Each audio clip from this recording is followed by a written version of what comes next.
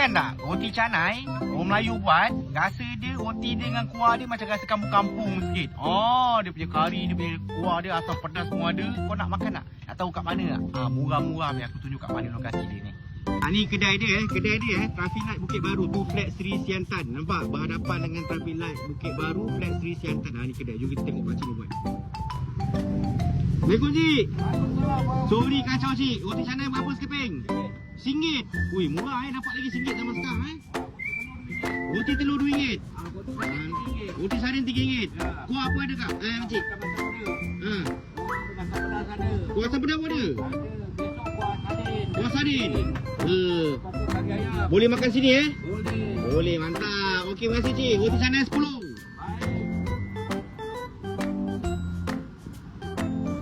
Asam pedas, makan roti canai. Meleleh babe. Okey. Jumpa kat sini Traffic Light Bukit Baru depan Flat Sri Siantan. Bye bye.